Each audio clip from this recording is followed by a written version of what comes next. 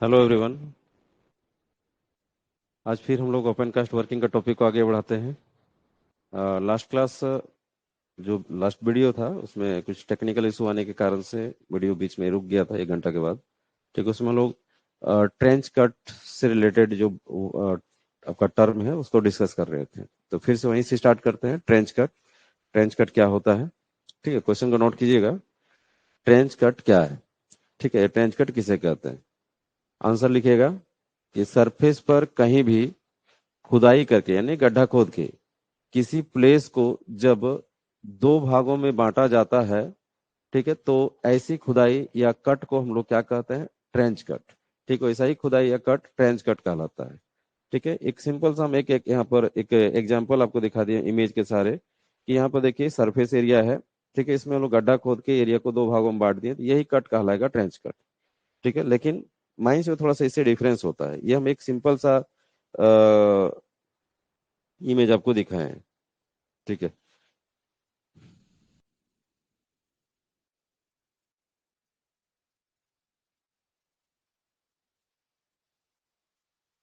Trench cut.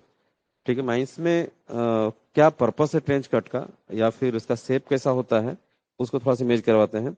ये जो shape यहाँ पर तो सिंपल शेप दिया हुआ है, लेकिन माइंस में जब ट्रेंच कट होता है ना, तो ये शेप इस तरह करके ट्रेजियम ट्रेपिजियम टाइप का होता है, ऐसा। ठीक है, यानी शेप जो होगा ना, ये सरफेस हो गया, ऐसा गड्ढा होगा, इस टाइप का रहेगा। बॉटम का विड्थ कम रहेगा, टॉप का विड्थ ज्यादा रहेगा। इस टाइप का ट्रेंच कट किया जाता है। ठीक है, ट्रेंच कट का यूज बहुत जगहों पर अलग अलग पर्पज से किया जाता है। जैसे ये तो हो गया कुछ डोमेस्टिक पर्पज से यहाँ पर किया जा रहा है, लेकिन माइनिंग पर्पज से यदि हम बात करें तो खास करके बहुत जगहों पर देखा गया है कि यदि आपका माइनिंग एरिया में कहीं पर आग लग गया है, ठीक है ना, फायर एरिया है, तो उस फायर को यदि आप बुझा नहीं पा रहे हैं तो उसको आप ट्रेंच कट के द्वारा अलग कर सकते हैं। ठीक है, यानी वहां पर आप जिधर आपका फायर एरिया है उससे कुछ दूरी पहले ही आप उसमें एक ऐसा गड्ढा कर दीजिए, एक ऐसा ट्रेंच कट बना दीजिए ताकि आग आपका उधर ही रह जाए, आपका वो आग मेरा वर्किंग की ओर नहीं आने सके। ठीक है, तो आग को रोकने के लिए ट्रेंच कट किया जाता है। ठीक है, और भी बोल सकते हैं कि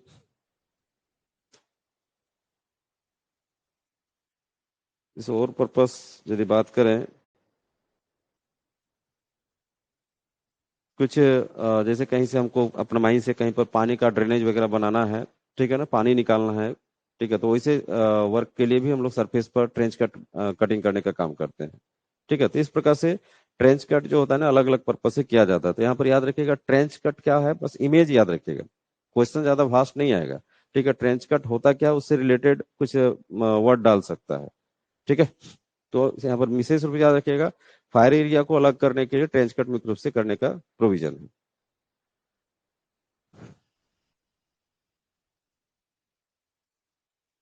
चलिए आगे देखते हैं। नेक्स्ट क्वेश्चन नोट कीजिएगा। ओपन कास्ट माइंस में किस किस कंडीशन में शॉवेल डंपर की कॉम्बिनेशन की जगह ड्रैग लाइन यूज किया जाता है।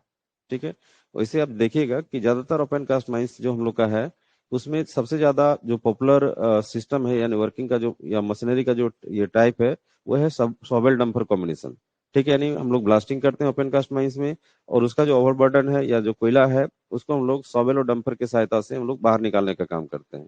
ठीक है, तो ये जो ये एक ट्रेडिशनल टेक्निक भी है और आज का बोल सकते हैं पॉपुलर टेक्निक भी है। ठीक है, शॉवेल डंपर कॉम्बिनेशन।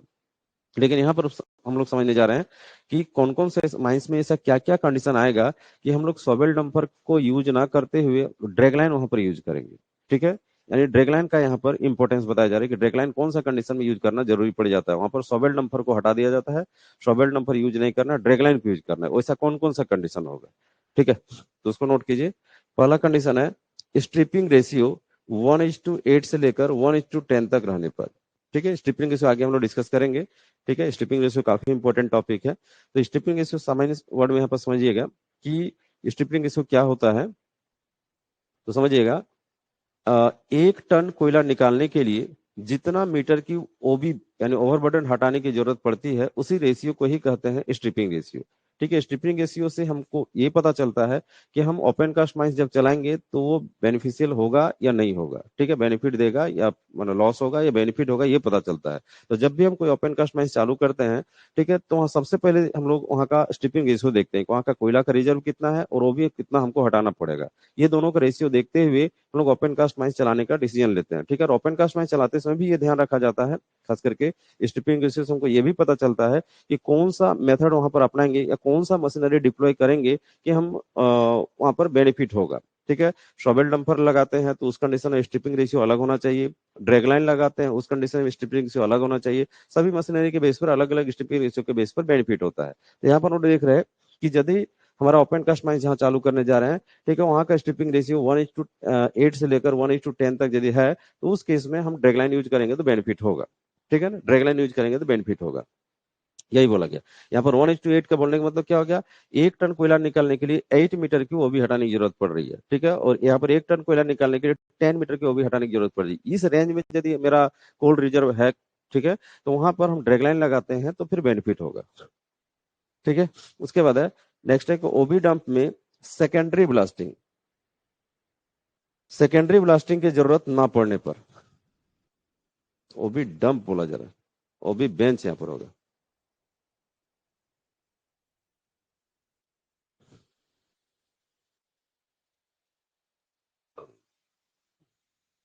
डंप में हमको सेकेंडरी ब्लास्टिंग करने की जरूरत नहीं पड़ेगा, बेंच, ओबी बेंच।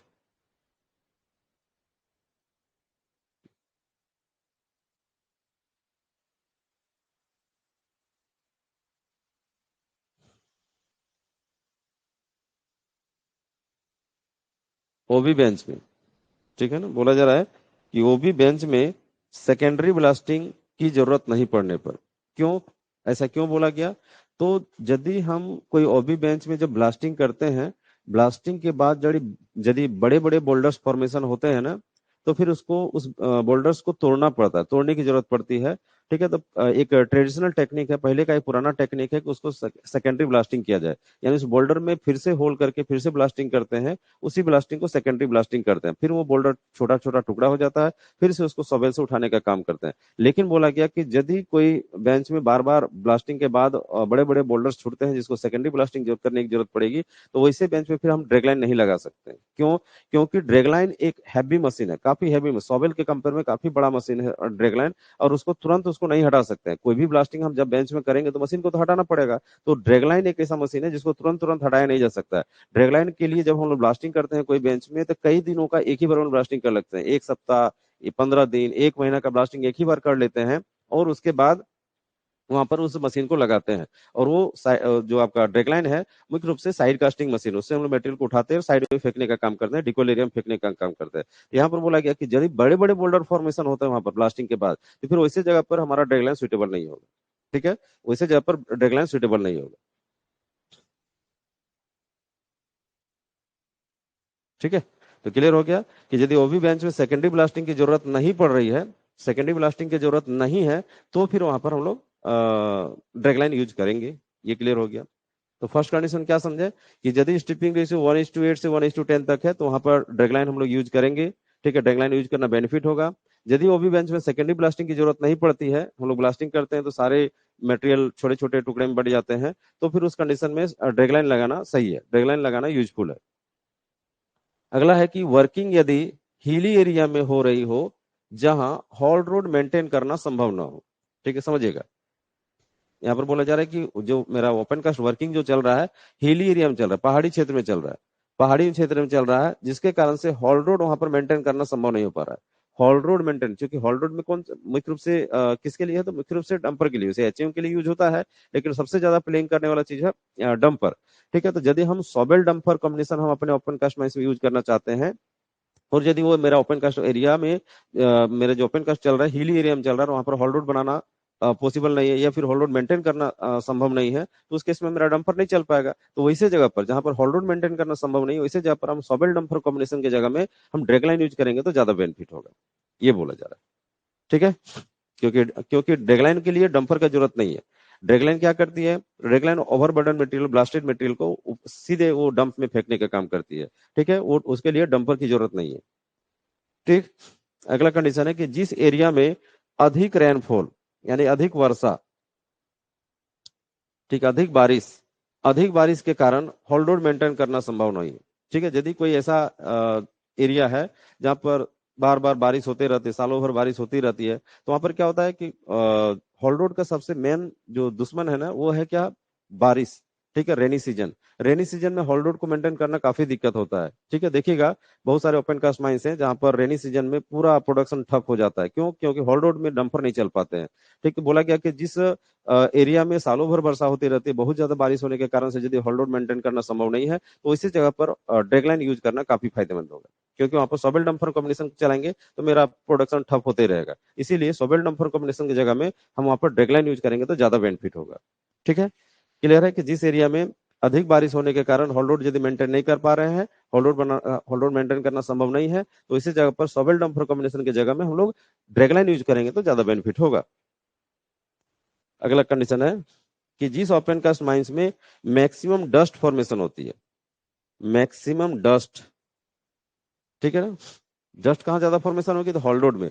हॉल रोड में यदि डंपर चलेगी तो डस्ट प्रोड्यूस होती ही है, तो वैसा वर्किंग एरिया मैंने वैसा माइंस का एरिया जहाँ पर डस्ट, हॉल रोड में काफी ज्यादा डस्ट प्रोड्यूस होती है डंपर के चलने से, तो वहां पर डंपर चलाएंगे तो काफी डस्ट क्रिएट होते रहता है, बार बार आपको वाटर स्प्रिंग करने की जरूरत पड़ेगी। ठीक है, तो इसी जगह में हम यदि ड्रैगलाइन यूज कर लेते हैं तो फिर हमको डंपर चलाने की जरूरत नहीं पड़ेगी। तो उस कंडीशन में बोला गया है कि यदि काफी डस्ट वाला एरिया है, हॉल रोड में काफी डस्ट उड़ता है, तो उस कंडीशन में हम सोबल डंपर कॉम्बिनेशन की जगह में ड्रैगलाइन यूज करेंगे तो ज्यादा बेनिफिट होगा। फिर अगला कंडीशन है कि स्ट्राटा में चिकनी मिट्टी अधिक होने पर से हॉल रोड का मेंटेन करना, हॉल रोड मेंटेन नहीं होने पर। ठीक है, जिस माइंस में यदि चिकनी मिट्टी बहुत ज्यादा है तो उसमें क्या होगा ना कि हॉल रोड में हल्का सा पानी भी यदि वाटर स्प्रिंग भी करते हैं ना, तो इतना स्लिपरी हो जाता है कि डंपर आप चला नहीं पाइएगा। ठीक है, तो आप देखिए डस्ट एक तरफ यदि वाटर स्प्रिंग नहीं करेंगे तो डस्ट आएगा, और वाटर स्प्रिंग तो स्लिपरी हो जाता है, यानी वहां पर हॉल रोड मेंटेन करना संभव नहीं हो पा रहा है, तो डंपर नहीं चला पाएंगे। इसलिए यहाँ पर भी बोला गया कि जिस ओपन कास्ट माइंस में चिकनी मिट्टी बहुत ज्यादा पाई जाती है, वैसे ओपन कास्ट माइंस में सोबेल डंपर कॉम्बिनेशन की जगह में ड्रैगलाइन यूज करेंगे तो ज्यादा बेनिफिट होगा। ये सब रीजन हो गए ड्रैगलाइन यूज करने का, मतलब सोबेल डंपर कॉम्बिनेशन की जगह पर हम लोग ड्रैगलाइन यूज करेंगे, तो ये सब पॉइंट आपका, ये सब रीजन है। ठीक है, ये सब रीजन से हम सोबेल डंपर को हटाकर वहां पर ड्रैगलाइन यूज करेंगे तो बेनिफिट ज्यादा होगा। क्लियर है? स्ट्रिपिंग रेशियो 1:8 से 1:10 तक रहने पर ड्रैगलाइन यूज करेंगे तो ज्यादा बेनिफिट। ठीक है ना? सेकेंडरी ब्लास्टिंग की यदि जरूरत नहीं पड़ रही है बेंच में, तो उस कंडीशन में ड्रैगलाइन यूज करेंगे तो ज्यादा बेनिफिट। ठीक है, हिली एरिया में यदि होल्ड मेंटेन करना संभव नहीं है तो उस कंडीशन में ड्रैगलाइन यूज करेंगे तो ज्यादा बेनिफिट, वहां पर होल्ड आपका सोबल डंपर कॉम्बिनेशन यूज नहीं करना चाहिए। ठीक है, बाद बाकी यहाँ पर जो चारों पॉइंट आप देख पा रहे हैं ना, हॉल रोड, इसमें भी हॉल रोड का ही कारण है, इसमें भी हॉल रोड का ही कारण है, चारों में हॉल रोड ही है। ठीक है, तो जहां पर ओवरऑल देखा जाए तो हॉल रोड यदि सही ढंग से आप नहीं रख पा रहे हैं तो वहां पर सोबल डंपर कॉम्बिनेशन यूज नहीं करना चाहिए, वहां पर ड्रैगलाइन ही यूज करने से ज्यादा फायदा होगा। ठीक है,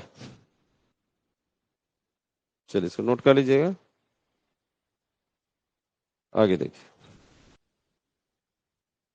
नेक्स्ट क्वेश्चन लिखिएगा। ओपन कास्ट माइंस में ओपन कास्ट माइंस में सोबेल डंपर कॉम्बिनेशन का क्या इंपॉर्टेंस है? ठीक है, क्या बोला गया? ओपन कास्ट माइंस में सोबेल डंपर कॉम्बिनेशन का क्या इंपॉर्टेंस है? ठीक है, इसका मीनिंग हो रहा है कि सोबेल का साइज और डंपर का साइज, उसका जो कॉम्बिनेशन है वो कैसा होना चाहिए।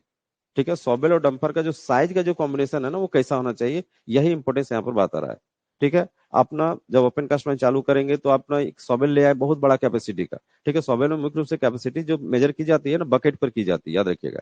ठीक है, सोबेल की जो कैपेसिटी डिपेंड करती है वो बकेट की साइज पर। ठीक है ना, कि बकेट की साइज कितनी है, तो आप ना बहुत बड़ा बकेट साइज वाला सोबेल ले आए और डंपर का साइज छोटा ले आए, तो उस कंडीशन में भी प्रॉब्लम होगी। ठीक है, और यदि बहुत बड़ा डंपर ले आए, डंपर का साइज बहुत बड़ा हो गया और सोबेल का बकेट का साइज बहुत छोटा हो गया, उसमें भी प्रॉब्लम होगी। तो यहाँ पर स्टैंडर्ड साइज क्या है, उसका इंपॉर्टेंस क्या है, उसका हम लोग यहाँ पर डिस्कस कर रहे हैं। ठीक है, उसी का क्वेश्चन लिखिएगा। ओपन कास्ट माइंस में सोबेल डंपर, तो थोड़ा सा लिखिएगा इसे यहाँ पर, थोड़ा सा यहाँ पर जोड़ दीजिएगा, सोबेल डंपर साइज।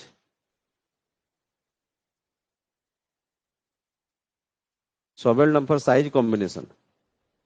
ठीक है, ओपन कास्ट माइंस में सॉवेल डंपर साइज कॉम्बिनेशन का क्या इंपॉर्टेंस है? ठीक है, तो नोट कीजिए, देखिएगा कि सॉवेल का बकेट साइज, ठीक है, क्या बोला गया, सॉवेल का बकेट साइज एंड डंपर का साइज, ठीक है, डंपर का जो बॉडी साइज है, ठीक है, डंपर का जो बॉडी साइज है उसका मैचिंग होना बहुत जरूरी है। उसका मैचिंग होना बहुत जरूरी है, क्योंकि दोनों का प्रॉपर कॉम्बिनेशन नहीं होने पर मशीन का साइकिल टाइम मशीन का साइकिल टाइम बढ़ जाएगी या डंपर डैमेज होने का चांसेस रहेगा। ठीक है, क्या बोला गया कि यदि आप सॉवेल का जो बकेट साइज है और डंपर का जो बॉडी साइज है, ये दोनों का यदि स्टैंडर्ड मैचिंग नहीं रखते हैं तो उस केस में दो प्रॉब्लम आ सकती है। एक एक की आपका सॉवेल का साइकिल टाइम बढ़ जाएगा, ठीक है, और दूसरा डंपर डैमेज हो सकता है, ठीक है, या फिर ओवरऑल देखा जाए तो एक्सीडेंट हो सकता है। ठीक है, ये प्रॉब्लम ना हो इसके लिए बोला गया कि इसलिए इसलिए डंपर का साइज ऐसा होना चाहिए कि ऐसा होना चाहिए कि वह तीन बकेट कम से कम 3 बकेट एवं अधिक से अधिक अधिक से अधिक 6 बकेट अधिक से अधिक 6 बकेट में भर जाना चाहिए। ठीक है, यानी सॉवेल और डंपर का जो साइज का कॉम्बिनेशन है ऐसा होना चाहिए कि जब सॉवेल डंपर में भरने का मटेरियल भरने का काम कर रहा है, चाहे वो ओबी हो चाहे वो कोयला हो, ठीक है ना, जब वो भरने का काम करेगा तो कम से कम सॉवेल के 3 बकेट में मेरा डंपर भर जाना चाहिए और अधिक से अधिक 6 बकेट होना चाहिए, उससे ज्यादा नहीं, मतलब 3 से 6। ठीक है, 3 से कम नहीं और 6 से अधिक नहीं, ऐसा साइज होना चाहिए।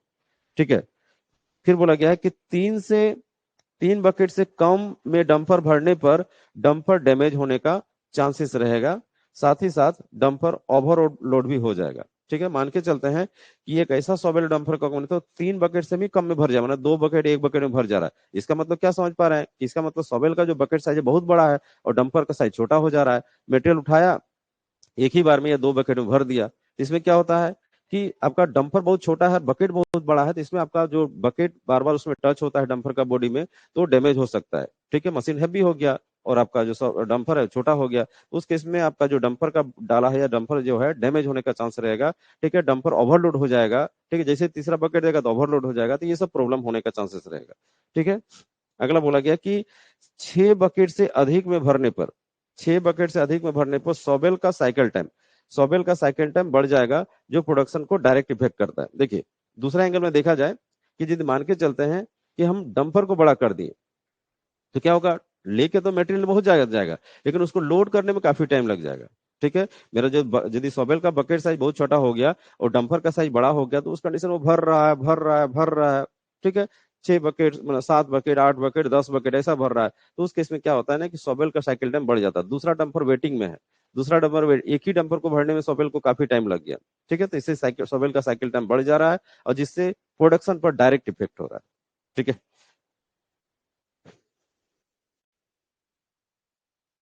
यहाँ तक क्लियर हो गया?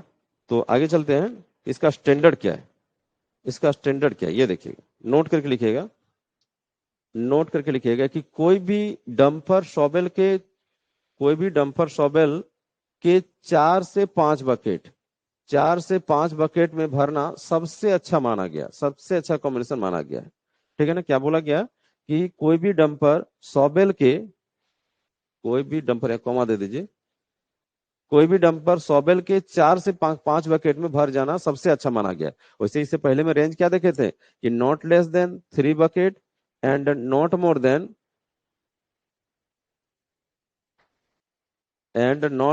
6 बकेट, ये हम लोग देखे थे, ये लिमिटेशन है, ये हो गया लिमिटेशन।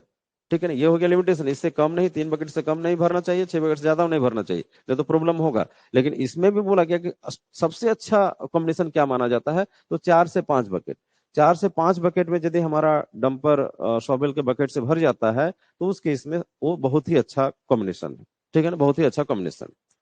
ठीक है, तो ये डाटा याद रखिएगा। ठीक है, ये भी डाटा याद रखिएगा, ये भी डाटा याद रखिएगा। ठीक है, ये लिमिटेशन हो गया और ये स्टैंडर्ड हो गया।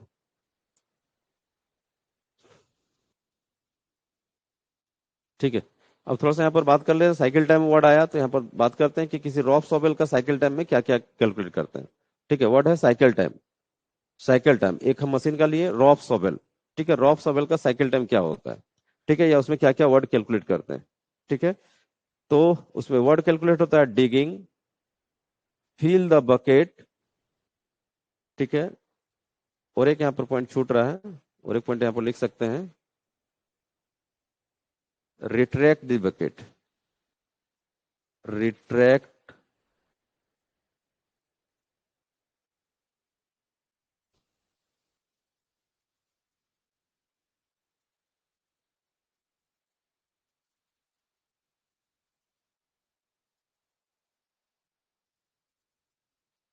इसके बाद ना रिट्रैक्ट द बकेट लिख लीजिएगा। उसके बाद है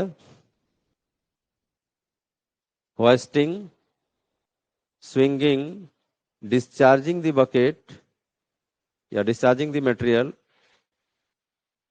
डंपिंग, अच्छा,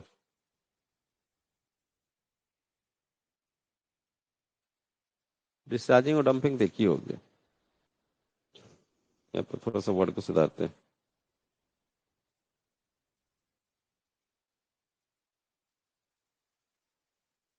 अलग अलग, थोड़ा सा बुक में अलग अलग वर्ड लिखा रहता है, लेकिन हम यहाँ पर सारे प्रोसेस को आपको समझा देंगे, वर्ड प्लस माइनस हो सकता है।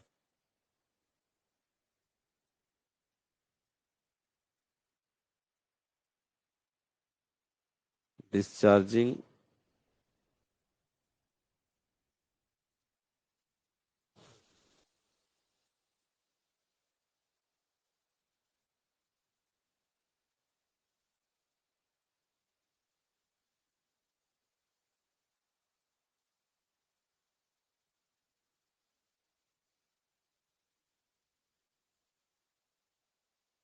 चलिए अब समझिए आप क्या क्या वर्ड आया। Digging, fill the bucket, retract the bucket, wasting, swinging, discharging the material, back swinging और रीडिगिंग। तो इसका मीनिंग क्या होता है समझिएगा।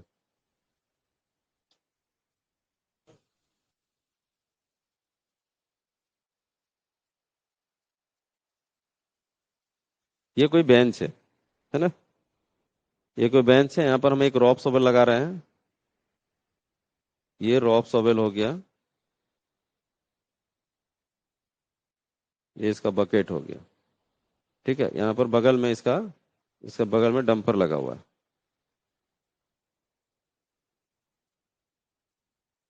डंपर लगा हुआ है, ठीक है।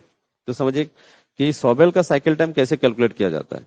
तो सबसे पहले याद रखिएगा, साइकिल टाइम कैलकुलेट करने के लिए आपको फेस में खड़ा होना है, जहां पर ये ऑपरेशन चल रहा है वहां पर आपका एक स्टॉप वॉच रखना है आपको, ठीक है। स्टॉप वॉच रखना है। स्टॉप वॉच कब स्टार्ट कीजिएगा, तो जैसे ही ये जो बकेट है, ये जो सॉबेल है, रॉप सॉबेल है, ठीक है, या कोई भी सॉबेल है, ठीक है, जैसे ये डिगिंग स्टार्ट करेगा, ये जो ब्लास्टेड मटेरियल है, ये जो ब्लास्टेड मटेरियल है बेंच में, ठीक है, जैसे ये डिगिंग स्टार्ट करेगा बकेट से, ठीक है, मटेरियल में डिगिंग करेगा, आपको स्टॉपवॉच चालू कर देना है, ठीक है। तो क्या क्या ऑपरेशन को कैलकुलेट किया जाएगा, पहला डिगिंग, बकेट डिगिंग किया, ठीक है, उसके बाद वो मटेरियल उसमें भर गया, ठीक है, वही हम लिखे हैं digging, fill the bucket, bucket fill हो गया, भर गया मटेरियल, ठीक है, जैसे बकेट भर जाएगा तो उसको रिट्रैक्ट करना है, पीछे निकालना है, बकेट को पीछे निकालना है, तो वही हो गया रिट्रैक्ट दी बकेट, ठीक है। उसके बाद है वाइस्टिंग, बकेट को ऊपर करना है, ऊपर करेंगे रॉप के थ्रू तो वाइस्टिंग कहलाएगा, ठीक है। उसके बाद स्विंगिंग, स्विंगिंग किधर होगा, डंपर जिधर खड़ा है ना उधर स्विंग करेगा, मशीन उधर स्विंग करेगा।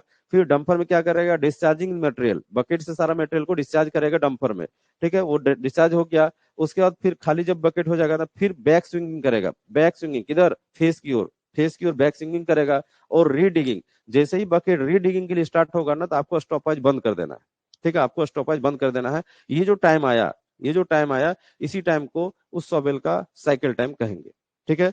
एक्यूरेसी के लिए आपको एक बार में क्लियर साइकिल टाइम क्लियर नहीं होता है, आप कम से कम 3 बार 4 बार 5 बार अलग अलग टाइम कैलकुलेट कीजिए और उसको फिर एवरेज निकाल दीजिए, ठीक है। उसको एवरेज निकाल दीजिएगा तो वो हो जाएगा एक्यूरेट साइकिल टाइम किसी सॉबेल का, ठीक है। तो यहाँ से क्वेश्चन आता है कि सॉवेल का साइकिल टाइम कैलकुलेट करने में कौन कौन सा फंक्शन या कौन कौन सा ऑपरेशन इंक्लूड है, या फिर कौन कौन सा ऑपरेशन कैलकुलेट करते हैं, तो ऑपरेशन आपको याद रखना होगा, ठीक है। Digging, fill the bucket, retract the bucket, wasting, swinging, discharging the material, back swinging, redigging, ये बस यही आपका स्टॉप हो जाएगा, ठीक है। क्लियर है, वैसे याद रखिएगा। और एक चीज यहाँ पर बता देते हैं कि किसी भी रॉप सॉवेल में मुख्य 4 प्रोसेस या 4 फंक्शन होता है। ठीक है, एक फंक्शन को कहते हैं वास्टिंग, दूसरा को कहते हैं क्राउडिंग, तीसरा को कहेंगे स्विंगिंग, और चौथा को कहेंगे प्रोपेलिंग। प्रोपेलिंग, ये 4 मुख्य फंक्शन होता है कोई रॉप सॉवेल का। कोई रॉप सॉवेल का 4 मुख्य फंक्शन है, होइस्टिंग, क्राउडिंग, स्विंगिंग और प्रोपेलिंग। इसमें देखिए क्या होता है। होइस्टिंग मतलब जब ये बकेट को होइस्ट रॉप के थ्रू बकेट को लोअरिंग रेजिंग करते हैं ना, बकेट को ऊपर उठाने का काम करते हैं, तो उसको होइस्टिंग, उस प्रोसेस को होइस्टिंग कहा जाता है। क्राउडिंग हो गया क्या, क्राउडिंग हो गया कि जब ये जो डीपर स्टिक है, बकेट के साथ जो स्टिक लगा हुआ है, जो बार लगा हुआ है, ठीक है, उसको डीपर स्टिक कहते हैं। ये बूम के अक्रॉस डायरेक्शन में जब ये जो आपका डीपर स्टिक है वो बाहर निकलता है या फिर ना अंदर की ओर जाता है, ठीक है, ये जो प्रोसेस इस डायरेक्शन में जो डीपर स्टिक जो आगे पीछे होता है, ठीक है, उसी प्रोसेस को कहते हैं क्राउडिंग। उस प्रोसेस को कहते हैं क्राउडिंग। उसका स्विंगिंग, जब ये जो क्राउलर चेन है इसको छोड़कर ये जो पूरा बॉडी है, सॉवेल का जो पूरा बॉडी है वो 360 डिग्री 360 डिग्री में जब मूव करेगा, ठीक है, उस प्रोसेस को कहते हैं स्विंगिंग। ठीक है, प्रोपेलिंग क्या हो गया, प्रोपेलिंग जब ये मशीन एक जगह से दूसरी जगह आगे पीछे होता है, ठीक है, एक जगह से दूसरी जगह शिफ्ट होता है, ठीक है, तो उस प्रोसेस को हम लोग कहते हैं, साधारण शब्द में मार्चिंग कहते हैं, लेकिन उसी मार्चिंग का टेक्निकल वर्ड है प्रोपेलिंग, उसी को प्रोपेलिंग कहते हैं। ठीक है, तो यहाँ पर याद रखिएगा क्वेश्चन आ सकता है कि रॉप सॉवेल का साइकिल टाइम कैलकुलेट करने में इनमें से कौन सा फंक्शन यूज नहीं होता है। ठीक है, वाइस्टिंग यूज नहीं होता है, क्राउडिंग यूज नहीं होता है, स्विंगिंग यूज नहीं होता है, प्रोपेलिंग यूज नहीं होता है, कौन सा फंक्शन को कैलकुलेट नहीं किया जाता है। तो याद रखिएगा ये जो प्रोपेलिंग है ना, इसको कैलकुलेट नहीं करते हैं। ठीक है, प्रोपेलिंग को कैलकुलेट, बाद बाकी सब कैलकुलेट होता है। जैसे आप देखिए यहाँ पर क्या हो रहा है, डिगिंग, जब डिगिंग करेंगे तो डिगिंग कैसे होगा, क्राउडिंग के कारण से डिगिंग होता है। ठीक है ना, बकेट जब डिगिंग होगा तो क्राउडिंग के कारण से डिगिंग हो रहा है। ये जो डिपर स्टिक नीचे की ओर जा रहा है इसीलिए डिगिंग हो रहा है, तो वहां पर क्राउडिंग फंक्शन हो रहा है, वहां पर क्राउडिंग फंक्शन हो रहा है। ठीक है, उसके बाद देखिए फिल द बकेट। ठीक है, बकेट इसमें मटेरियल भर गया, ठीक है, उसका रिट्रैक्ट द बकेट, रिट्रैक्ट यानी बकेट को पीछे लाएगा, बकेट को पीछे लाएगा, उसमें फिर क्राउडिंग फंक्शन होगा, फिर क्राउडिंग ही फंक्शन हो रहा है। बकेट जब अंदर जाएगा उसमें क्राउडिंग फंक्शन, बकेट जब बाहर आएगा उसमें क्राउडिंग फंक्शन। क्राउडिंग फंक्शन से ही आपका बकेट में डिगिंग होता है और रिट्रैक्ट होता है, दोनों ही काम क्राउडिंग के कारण होता है। ठीक है, उसके बाद है ये हो गया। उसके बाद वाइस्टिंग, वाइस्टिंग तो अलग से फंक्शन यहाँ पर बताई है। वाइस्टिंग मतलब ये जो बकेट है ऊपर की ओर ले जाएंगे, ठीक है ना, बकेट को जमीन से ऊपर की ओर लेके जाएंगे, तो वो प्रोसेस कहलाता है वाइस्टिंग। ठीक है, उसके बाद जब डंपर की ओर ये बॉडी, डंपर की ओर जब ये बकेट को लेके जाएंगे तो वहां पर फंक्शन हो जाता है स्विंगिंग। ठीक है, ये तीनों ही फंक्शन हो रहा है। ठीक है, सिर्फ हम मशीन को आगे पीछे नहीं करते हैं, मशीन एज इट इज वहीं पर खड़ा रहता है, लोडिंग करने का काम करता है, इसीलिए प्रोपेलिंग वर्ड जो है ना इसका यूज नहीं करते हैं। ठीक है ना, रॉप सॉवेल का साइकिल टाइम कैलकुलेट करते हैं, इसमें प्रोपेलिंग का यूज नहीं करते हैं, मार्चिंग का यूज नहीं करते हैं, ये वर्ड को ध्यान रखिएगा। ठीक है, क्लियर। अब आगे देखिए, आगे देखिएगा डंपर साइकिल टाइम। डंपर का साइकिल टाइम कैसे कैलकुलेट करते हैं, कहां से कहां तक के समय को डंपर का साइकिल टाइम कहते हैं। ठीक है, तो यहाँ पर नोट कर लिखिएगा, डंपर का लोडिंग पॉइंट में लगने से लेकर मटेरियल डंप करने एवं वापस लोडिंग पॉइंट में आने तक के समय को उस डंपर का साइकिल टाइम कहते हैं या कहेंगे।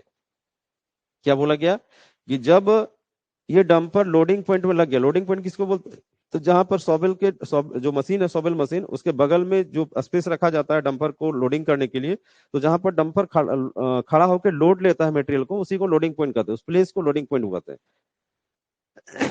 ठीक है, तो यहाँ पर याद रखिएगा, लोडिंग पॉइंट में जब ये डंपर लग गया तो उसमें आप अपना स्टॉप वॉच चालू कर दीजिए। ठीक है, उसके बाद इसमें लोडिंग होगा, फिर जब लोडिंग हो जाएगा तो डंपर चल जाएगा डंपिंग पॉइंट में मटेरियल को अनलोड करने के लिए, चाहे वो कोयला हो चाहे वो भी, उसे कोई मतलब नहीं। ठीक है, अनलोड करके फिर वापस आएगा। ठीक है, तब तक वो यदि दूसरा डंपर यहाँ पर लोड ले रहा है तो कुछ सेकंड के लिए, कुछ मिनट के लिए वो वेटिंग में रहेगा, और उसके बाद फिर से वो दोबारा जब लोडिंग पॉइंट में लग जाता है तो उसके बाद स्टॉप वॉच को बंद कर दीजिए। ये जो टाइम आया उस टाइम को कहेंगे इस डंपर का साइकिल टाइम। ठीक है ना, डंपर का साइकिल टाइम इस तरह कैलकुलेट, मतलब लोडिंग पॉइंट में लगने से लेकर फिर वापस लोडिंग पॉइंट में लगने तक का जो समय होता है उसी समय को कहते हैं उस डंपर का साइकिल टाइम। ठीक है, तो याद रखिएगा कि कोई भी मशीन, चाहे वो सॉवेल हो चाहे वो डंपर हो, साइकिल टाइम जितना कम होगा, साइकिल टाइम जितना कम होगा, प्रोडक्शन उतना ज्यादा होगा, प्रोडक्टिविटी उतना ज्यादा होगा, बेनिफिट उतना ज्यादा होगा। इसीलिए साइकिल टाइम को कैसे कम किया जाएगा इसके लिए आपको दिमाग लगाना है। ठीक है, माइंस में जब आप काम करेंगे उसमें मेरा सॉवेल का साइकिल टाइम कैसे कम होगा, डंपर का साइकिल टाइम कैसे कम होगा, जितना साइकिल टाइम कम कीजिएगा उतना ज्यादा बेनिफिट कंपनी की होगी। ठीक है, तो यहाँ पर एक पॉइंट यहाँ पर बताते हैं कि किसी रॉफ सॉवेल का जो या कोई भी सॉवेल का जो साइकिल टाइम होता है उसको कम करने का एक बहुत ही इंपॉर्टेंट तरीका है कि आप ना जो ये जो बोल सकते हैं, इसका फैक्टर बहुत सारा है।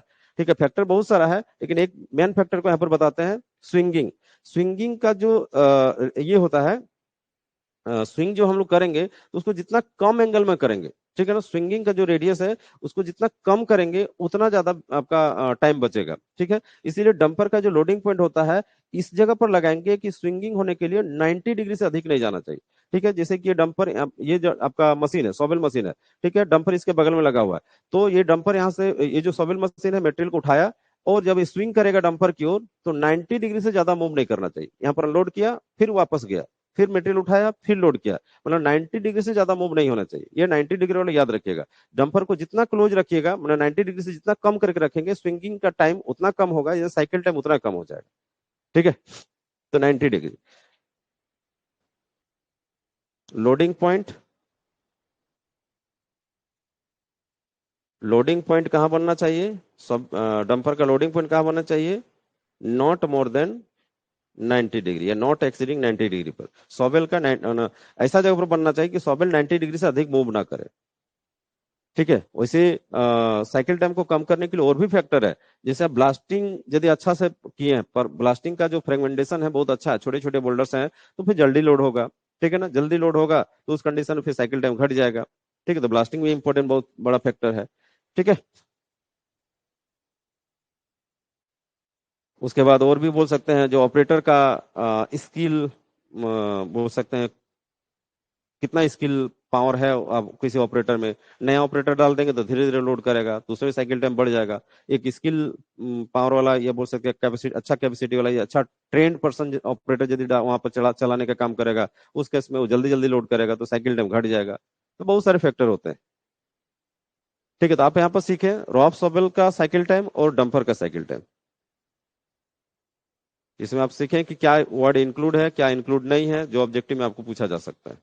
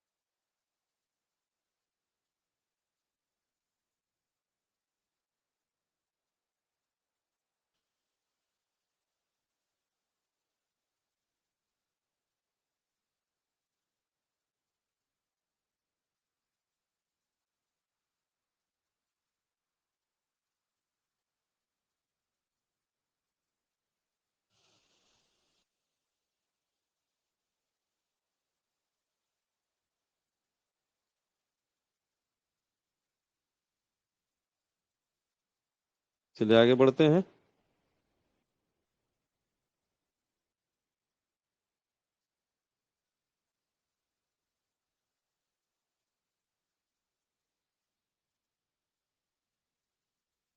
नेक्स्ट क्वेश्चन की ओर। यहाँ पर कुछ एक दो ऑब्जेक्टिव सॉल्व कर लेते हैं यहाँ पर।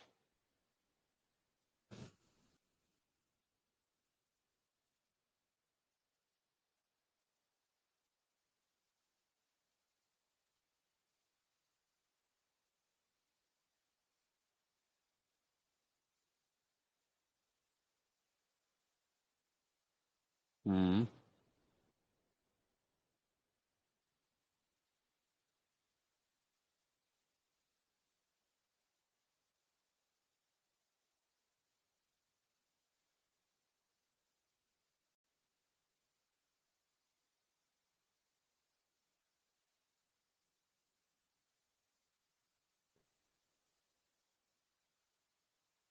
क्या हो गया?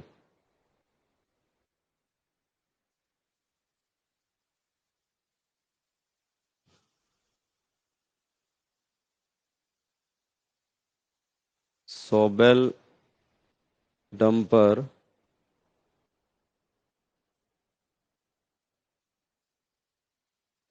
कॉम्बिनेशन में डंपर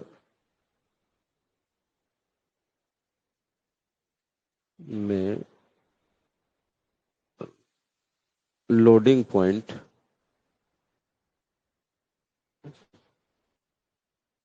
लोडिंग पॉइंट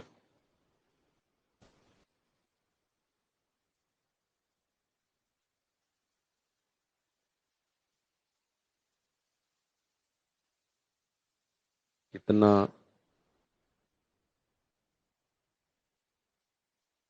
एंगल से अधिक नहीं होना चाहिए।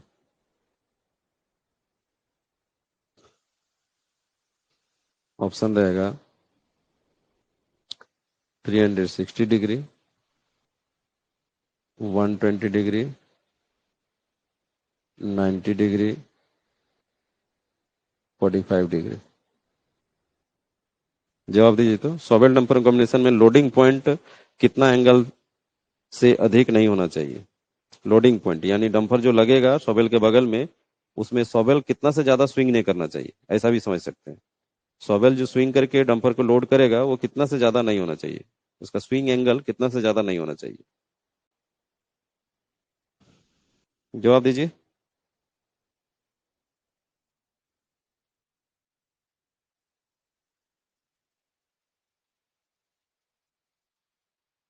सभी बच्चे जवाब दीजिए, चैटिंग करके जवाब दीजिए, चैट करके जवाब दीजिए।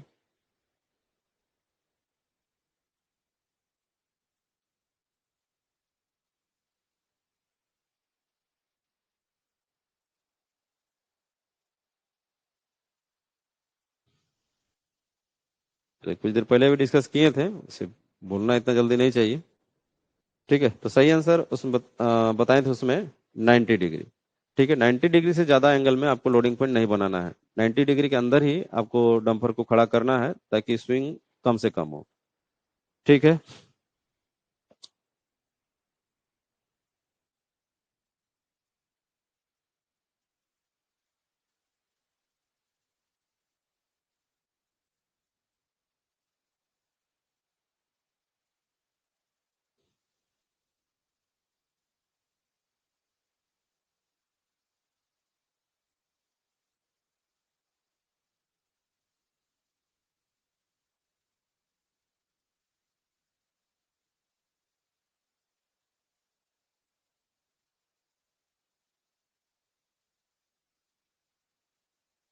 प्रोडक्शन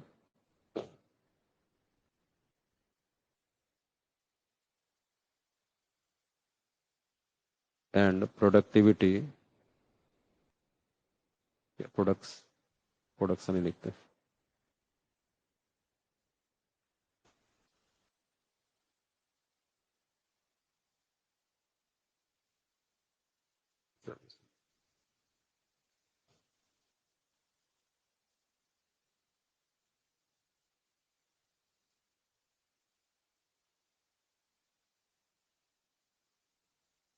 किसी मशीन या सॉवेल की उत्पादन या प्रोडक्शन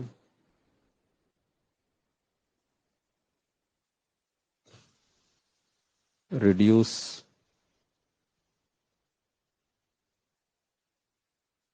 कब करती है।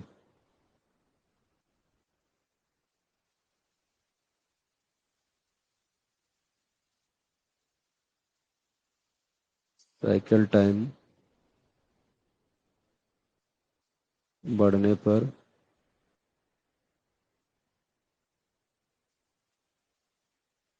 साइकिल टाइम घटने पर,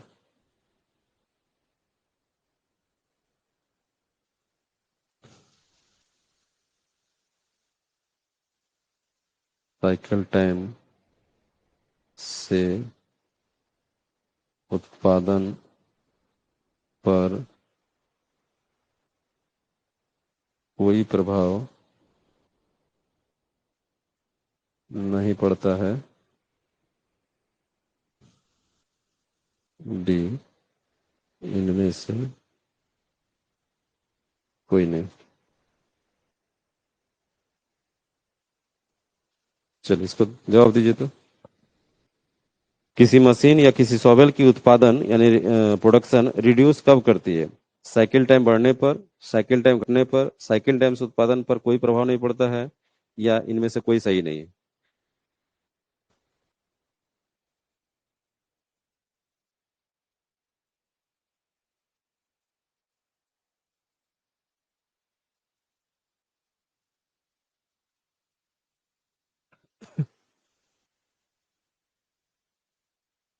जवाब दीजिए फटाफट।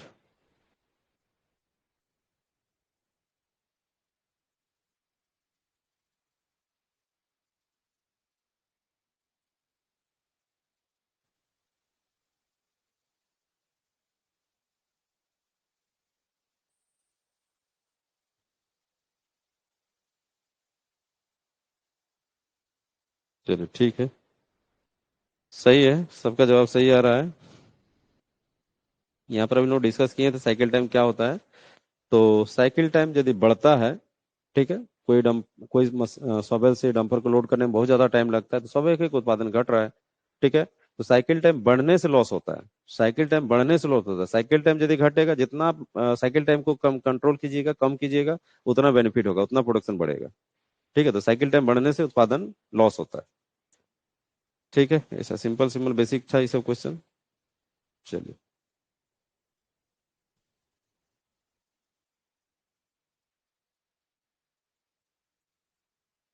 अब आगे देखते हैं।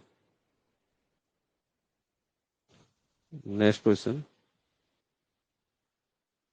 नेक्स्ट क्वेश्चन लिखिएगा कि ओपन कास्ट माइंस ओपन करने के लिए कौन कौन क्लियरेंस या अप्रूवल लेने पड़ते हैं?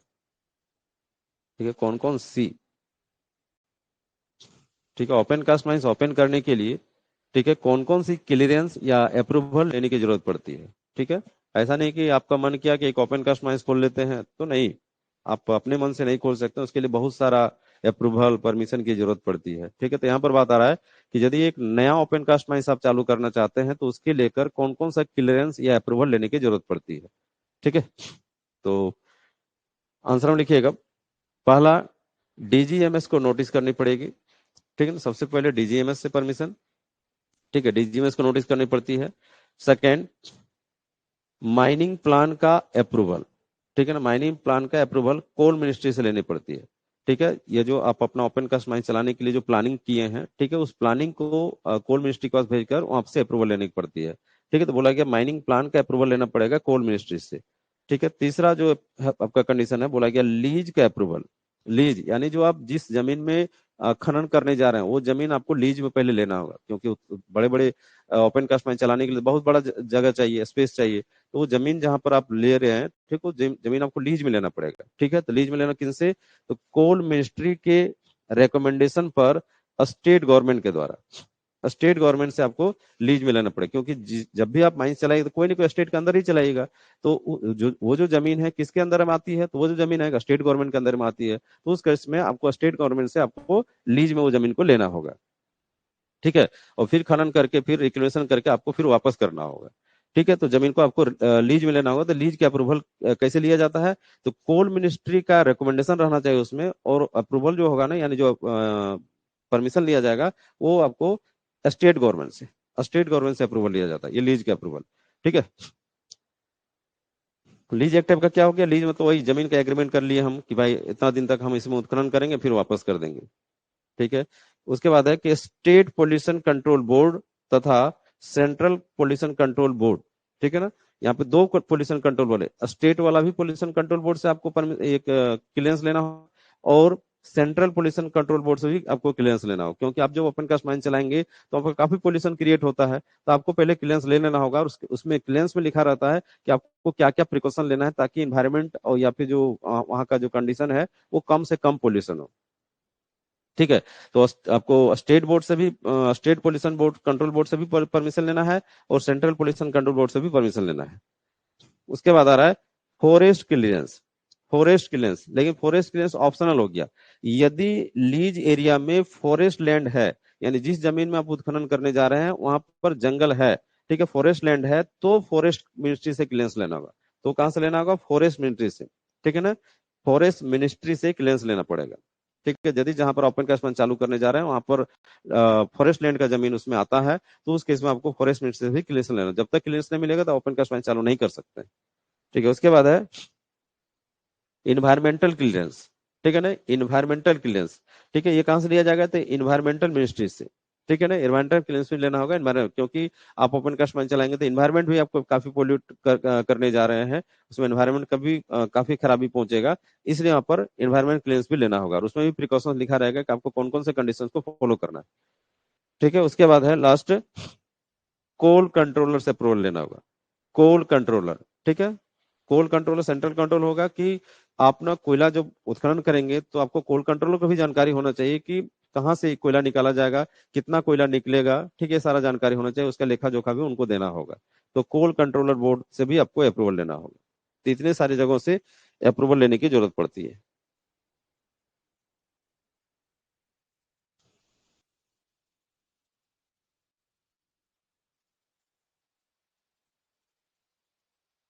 ठीक है।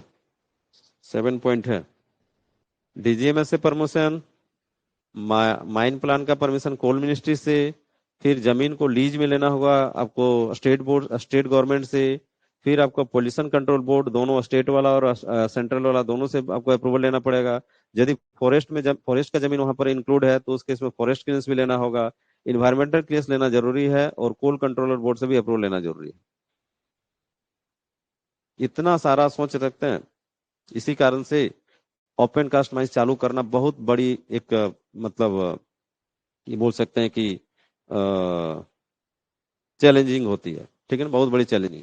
ये तो ठीक है, इतना परमिशन। इसके अलावा सबसे और एक बड़ा प्रॉब्लम है वहां पर जमीन को खाली करवाना। ठीक, वहां पर जो लोग बसे हुए हैं उन लोगों को वहां से हटाकर दूसरी जगह शिफ्ट करना, यानी रिहेबिलिटेशन एंड रीसेटलमेंट। ठीक है। लैंड एक्वायरिंग, जमीन खरीदना, ये सब बहुत बड़ी चैलेंजिंग है।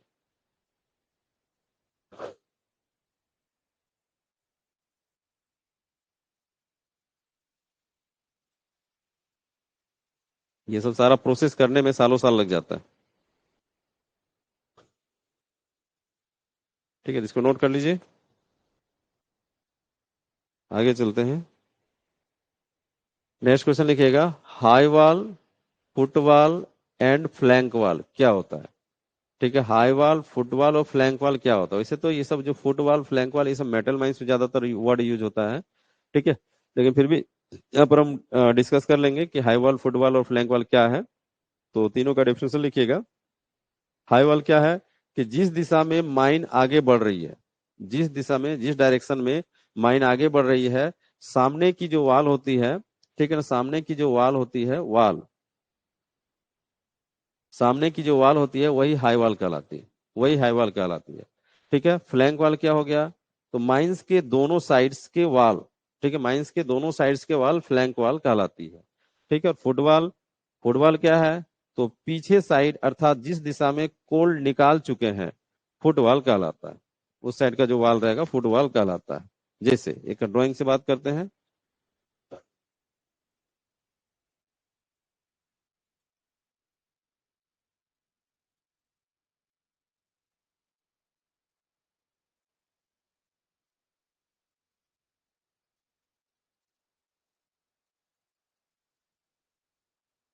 देखिए, ये कोई ओपन कास्ट माइंस है, ये बेंचेज हो गया। माइंस इस डायरेक्शन में चल रही है, माइंस इधर चल रही है, क्योंकि बेंचेज आपको इधर दिख रहा है। ये बेंच आगे प्रोग्रेस करेगा, फिर ये बेंच प्रोग्रेस करेगा, फिर यहाँ पर कोयला निकाल लेंगे। ठीक है। और पीछे साइड में यहाँ से चलाना स्टार्ट किए थे, इस जगह से चलाना स्टार्ट किए थे, माइंस आगे बढ़ती जा रही है, माइंस आगे बढ़ती जा रही है। ठीक है। और ये एरिया जो हो गया ना, डिकोल एरिया हो गया, इधर डिकोल, ये पूरा इधर पूरा सारा आपका डिकोल, मतलब यहाँ से कोयला निकाल चुके हैं। ठीक है, कोयला निकाल चुके हैं। तो जहां से स्टार्ट किए थे आगे बढ़ गया माइंस। तो ये जो आपका वाल है सामने में, मतलब पीछे साइड में, ये जो पीछे साइड में जो वाल है, ये हो गया फुटवॉल। फुटवॉल। और सामने में जिस डायरेक्शन में माइंस आगे बढ़ रही है, ये जो वाल है ये हो गया हाई वाल। ठीक है। और फ्लैंक वाल क्या होगा, तो दोनों साइड, इस साइड वैसे आप यहाँ पर सेक्शन व्यू देख रहे हैं, सेक्शन व्यू देखने के कारण से दोनों साइड आपको नहीं दिख रहा है। यदि आप ना टॉप व्यू देखिएगा तो समझ में आएगा। टॉप व्यू देखिएगा तो समझ में आएगा। यदि यहाँ पर हम एक टॉप व्यू दिखाएंगे ओपन कास्ट माइंस का, ये हो गया टॉप व्यू। ये हो गया टॉप व्यू। ठीक है, टॉप व्यू देखिएगा तो ये सब बेंचेज हो गए, ये सब बेंचेज हो गए हैं। ठीक है। तो आपका ये माइंस इतना गड्ढा होते हुए चल रहा है, ये टॉप व्यू हो गया। Top view. टॉप व्यू तो इसमें आपका फ्लैंक वाल किधर जाएगा, तो ये इधर एक, इधर भी वाल है और इधर भी वाल है। ठीक है, तो ये सब आपका फ्लैंक वाल कहलाएगा। ठीक है, फ्लैंक वाल। फ्लैंक वाल, इधर भी फ्लैंक वाल और इधर भी फ्लैंक वाल। ठीक है। और सामने में हाई वाल, और पीछे साइड में फुटबॉल। ये होगी। टॉप व्यू से क्लियर हो रहा है। टॉप व्यू देखिए, ऊपर से देखिए तो गड्ढा हो गया ये। ठीक है, दोनों साइड में फ्लैंक वाल, आगे साइड जिधर माइंस आगे बढ़ रहा है वो हाई वाल, और पीछे साइड में जो वाल छूट गया वो फुटबॉल। यही हो गया। तो आपको यहाँ सेक्शन व्यू में ये हो गया section view. Section view. Section view में क्या दिख पा रहा है, हाई वॉल खाली दिख पा रहा है, आगे जो चल रहा है उधर दिख पा रहा है, बेंचेज दिख पा रहा है, और पीछे साइड में फुटबॉल दिख पा रहा है। तो इस तरह से हम आप लोग यहाँ पर तीन वर्ड सीखे, हाई वॉल, फ्लैंक वॉल और फुटबॉल। वैसे यदि हाई वॉल का यदि परफेक्ट डिफिनेशन देखा जाए, तो हाई वॉल तभी कहलाएगा, कोई वॉल हाई वॉल तभी कहलाता है जब वो बेंच हाइट से ज्यादा बढ़ जाता है। ठीक है ना, बेंच का जो हाइट है आपके माइंस में, जो बेंच का हाइट होना चाहिए, उस बेंच हाइट से यदि ज्यादा वॉल का हाइट बढ़ जाता है तो उस कंडीशन उसको हाई वॉल कहते हैं। ठीक है, लेकिन यहाँ पर वैसा डिफिनेशन नहीं बोला गया। जो जिस डायरेक्शन में माइंस आगे बढ़ रहा है उधर जो सामने वाल है, बेंचेज का जो वाल है वो कहलाता है वाल। पीछे साइड जहाँ पे डिकोल हो चुका है, जहां से माइंस स्टार्ट किए थे, और इधर जो वाल छूट गया उसको फुटबॉल, और दोनों साइड में जो आपका वाल है वो कहलाता है फ्लैंक वाल। ठीक है।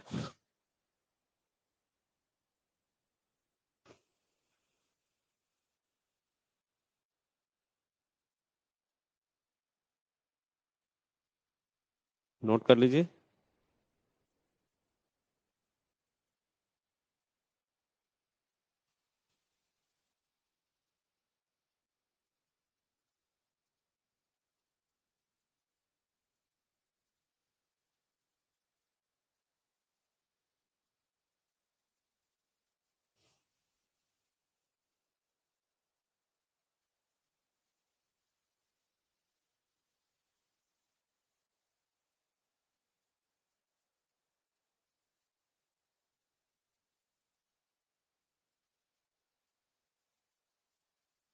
चलिए, अब हम लोग एक ओपन कास्ट का एक बोल सकते हैं न्यू माइनिंग मेथड को समझते हैं।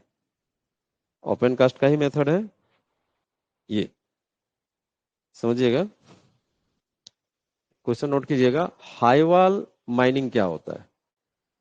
हाई वॉल माइनिंग क्या होता है। ठीक है, ये एक ओपन कास्ट मेथड है। वैसे अंडरग्राउंड टेक्निक से निकालते हैं, लेकिन फिर भी इसको ओपन कास्ट के श्रेणी में रखा गया है। ठीक है, यहाँ पर हम लोग अभी चर्चा करेंगे कि हाई वॉल माइनिंग क्या होता है। आप समझिएगा कि उसमें अंडरग्राउंड चला के कोयला निकाला जा रहा है, लेकिन फिर भी उसको ओपन कास्ट माइनिंग टेक्नोलॉजी में इंक्लूड करके रखा गया है। ठीक है। तो हाई वॉल माइनिंग क्या होता है, अब पहले सबसे पहले एक फिगर देखिए। फिगर देखिए, फिगर देखिएगा। और उससे पहले हम आपको एक दूसरा फिगर बना के दिखा रहे हैं,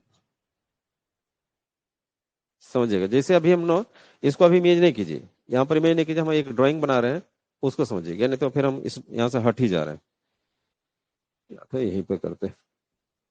देखिए, ये ओपन कास्ट माइंस का बेंचेज है।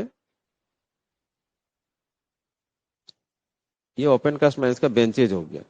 ठीक है, ये हो गया ओबी बेंच, ये भी हो गया ओबी बेंच, ये भी हो गया ओबी बेंच, और सबसे नीचे में आपका कोल बेंच, ये हो गया कोल बेंच। ठीक है, ये सब तो हमारा ओपन कास्ट माइंस प्रोग्रेस कैसे करता है? सबसे टॉप बेंच पहले प्रोग्रेस करेगा, इसको पहले ब्लास्टिंग करेंगे ये आगे बढ़ जाएगा, फिर इसको ब्लास्टिंग करेंगे ये आगे बढ़ जाएगा, फिर ये ब्लास्टिंग करेंगे ये आगे बढ़ जाएगा। जैसे ही आगे बढ़ेगा तो कोयला एक्सपोज हो जाएगा, फिर ये कोयला में ब्लास्टिंग करके कोयला निकाल लेंगे। इस तरह से कंटिन्यूअस ये सीक्वेंस चलते रहता है। टॉप बेंच पहले प्रोग्रेस करेगा, उसके बीच नीचे वाला बेंच फिर प्रोग्रेस, और कोयला एक्सपोज होते रहेगा, कोयला निकालते रहिए। इस तरह से हमारा सीक्वेंस चलते रहता है। लेकिन कभी कभी ऐसा होता है सिचुएशन कि ओपन कास्ट माइंस का जो प्रोग्रेस है ना वो बंद हो जाता है। सॉरी, आपका टॉप बेंच ये जो टॉप बेंच है इसका प्रोग्रेस बंद हो जाता है। टॉप बेंच का प्रोग्रेस बंद हो जाता है। क्यों बंद होता है? तो टॉप बेंच के आगे में आपको ना कोई गांव आ गया, ठीक है ना, कोई रोड आ गया, कोई रेलवे आ गया, और भी कोई ऐसा अदर प्रॉपर्टी आ गया जो माइन ओनर का नहीं है, और वो खाली करना भी संभव नहीं है। ठीक है ना?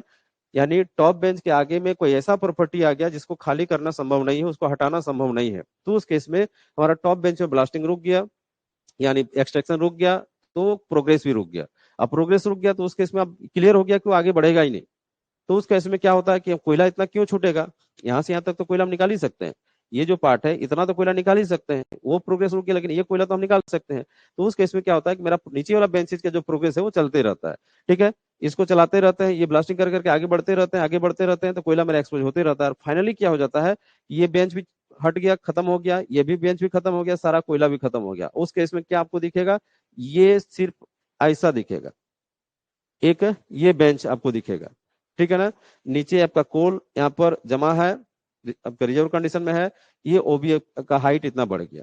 ठीक है, तो ये जो बेंचेज का हाइट एक जैसा हो गया, ठीक है ना, मतलब पूरा हाइट बढ़ गया। तो जब बेंच का हाइट एक वो जो प्रोविजन है उससे जब ज्यादा बढ़ जाता है तो यही हाइट जो कहते हैं, इसी को कहते हैं हाई वॉल, इसी को कहा जाता है हाई वॉल। हाई वॉल इसी को कहा जाता है। तब यहाँ पर अब एक आता है भाई कि ये कोयला तो काफी रिजर्व है, इस कोयला को कैसे लिया जाएगा? खाली करना भी संभव नहीं है। ठीक है, ओपन कास्ट में, अरे यहाँ अंडरग्राउंड में माइंस भी चलाना संभव, क्योंकि यहाँ पर अंडरग्राउंड चलाएंगे यहाँ से तो क्या होगा कि यहाँ तो ओपन कास्ट चला हुआ है ये एरिया तो ऑलरेडी यहाँ पर काफी गड्ढा है, तो यहाँ पर जब बारिश के सीजन में पानी इंटर कर जाएगा। ठीक है, मेरा ये जो हमारा अंडरग्राउंड माइंस का ओपनिंग जो होता है वो आपका एचएफएल से कम 1.5 मीटर ऊंचा होना चाहिए, तो काफी नीचा है, तो यहाँ पर अंडरग्राउंड भी नहीं चला सकते हैं, यानी अंडरग्राउंड भी नहीं चला सकते हैं, ओपन कास्ट भी बंद हो गया। तो क्या टेक्निक है? तो एक नया टेक्निक है हाई वॉल माइनिंग। तो ये नया टेक्निक हो गया हाई वॉल माइनिंग। क्या करते हैं उसमें, ये जो कोयला यहाँ पर रिजर्व है, ठीक है, ये तो आपको साइड भी दिख रहा है ना, जब उसका फ्रंट भी देखिएगा तो काफी लंबा चौड़ा आपको एक सीम दिखेगा, ओपन सीम दिखेगा। उस ओपन सीम में हम लोग क्या करते हैं कि अनकनेक्टेड गैलरी चलाते हैं। बाहर में एक मशीन रखते हैं, यहाँ पर एक मशीन रखते हैं, ठीक है, और इस मशीन से हम लोग कोयला काटने का काम करते हैं। ठीक है, इससे बार बार कुछ कुछ दूरी के इंटरवल पर हम लोग अनकनेक्टेड गैलरी चलाकर कोयला निकालने का काम करते हैं। ये जो इस हाईवॉल के नीचे में अनकनेक्टेड गैलरी चलाकर कोयला को, पार्शियल कोयला को जो लेने का काम करते हैं, इसी माइनिंग मेथड को हाईवॉल माइनिंग कहते हैं। इसी माइनिंग मेथड को हाईवॉल माइनिंग कहते हैं। अब उसका इमेजिंग आप यहाँ पर देख सकते हैं, ये इमेजिंग यहाँ पर देख सकते हैं, ये जो इमेजिंग है ना, यहाँ देखिए, यहाँ देखिए, इसी तरह से ये हाईवॉल पूरा बना हुआ है, ओपन कास्ट माइंस नहीं चला पा रहे हैं। ठीक है, ये बेंच, ऊपर का बेंच मतलब रुक गया है और पूरा हाईवॉल क्रिएट हो गया है। नीचे में ये कोल रिजर्व है, ये पूरा कोल आपको दिखेगा। यहाँ तो साइड व्यू देख रहे हैं ना, ये फ्रंट व्यू दिखाई दे रहा है, ये फ्रंट व्यू दिखाई दे रहा है। ये पूरा कोयला आपका यहाँ पर रिजर्व है। तो इसमें क्या करते हैं कि एक मशीन लाते हैं, इस मशीन का नाम है, इस मशीन का नाम है हाईवॉल माइनर। इस मशीन का नाम है हाईवॉल माइनर, हाईवॉल माइनर। इस मशीन को हम लोग ओपन कास्ट के बॉटम में रखते हैं, ये ओपन कास्ट का बॉटम वाला एरिया हो गया। ठीक है, यहाँ पर रखते हैं, और इस मशीन को यहाँ पर, जैसे फर्स्ट टाइम यहाँ पर रखे थे, इस मशीन को यहाँ पर रखे, एक गैलरी चलाए। इस मशीन का ये जो आपका एक्सटेंडेबल बूम होता है, ठीक है, और इसके एंड में एक कटर हेड होता है, एक कटर हेड होता है। उस कटर हेड से कोयला काटने का काम करता है, कोयला आपका यहाँ से निकलता है। ठीक है, तो पहले इस मशीन को यहाँ रखे, यहाँ हम एक गैलरी चला कर कुछ कोयला ले लिए, फिर इस मशीन को यहाँ शिफ्ट किए, फिर यहाँ पर कोयला लिए निकाल लिए, फिर इस मशीन को यहाँ शिफ्ट किए, मतलब बार बार कुछ कुछ इंटरवल पर हम लोग यहाँ पर शिफ्ट करते जाते हैं, और अनकनेक्टेड गैलरी चलाकर कोयला लेने का काम करते हैं। अनकनेक्टेड मतलब उसको, वो जो गैलरी है वो किसी के साथ कनेक्ट नहीं है, वो सीधा गया कोयला निकाल लिया, सीधा गया कोयला निकाल लिया, सीधा गया कोयला निकाल लिया, इस तरह करके। ठीक है, तो इस तरह से अनकनेक्टेड गैलरी चलाकर हम जब कोयला, पार्शियल कोयला लेने का काम करते हैं, इसी माइनिंग मेथड को ही कहा जाता है हाईवॉल माइनिंग। यही माइनिंग मेथड कहलाता है हाईवॉल माइनिंग। याद रखिएगा, इस गैलरी में अंदर में कोई नहीं जाता है, ठीक है ना, किसी भी व्यक्ति को जाने के अलाउ नहीं है। ठीक है, कोई सपोर्ट लगाने की जरूरत नहीं, कोई वेंटिलेशन करने की जरूरत नहीं, क्योंकि कोई व्यक्ति ही नहीं जाता है तो फिर हमको सपोर्ट और वेंटिलेशन की क्या जरूरत है। ठीक है, तो ये सब जो गैलरी है इसमें कोई व्यक्ति भी नहीं जाएगा, वेंटिलेशन भी करने की जरूरत नहीं है, सपोर्ट भी करने की जरूरत नहीं, कुछ भी नहीं। ठीक है, ये मशीन ही जाता है, मशीन का जो कटर हेड है वही खाली है, मशीन भी पूरा बाहर में है, मशीन भी पूरा बाहर में है, सिर्फ उसका कटर हेड और बूम जा रहा है, और कोयले को, पार्शियल कोयले को निकालने का काम, पार्शियल मतलब कुछ मात्रा में कोयला। ठीक है ना, 100% यहाँ पर कोयला नहीं निकलेगा। ठीक है, ये पिलर जो छोड़ रहे हैं, ये जो पिलर छूट रहा है बीच बीच में, दो गैलरी के बीच में जो पिलर छूट रहा है, यही आपका कोलैप्स होने से बचा रहा है। मतलब ये प्रॉपर होना चाहिए, प्रॉपर इसका साइज का, मतलब ये जो आपका पिलर है ना, ये प्रॉपर साइज का होना चाहिए, ताकि ये गैलरी कोलैप्स नहीं कर जाए और हमारा मशीन अंदर में न फंस जाए। ठीक है, तो इस पिलर को कहते हैं, दो गैलरी के बीच में जो पिलर है ना, इस पिलर को कहा जाता है वेब पिलर, वेब पिलर।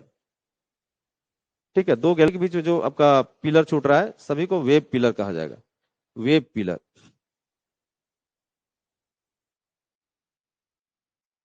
ठीक है, यही माइनिंग मेथड कहलाता है हाईवाल माइनिंग। इमेजिंग कर पाए,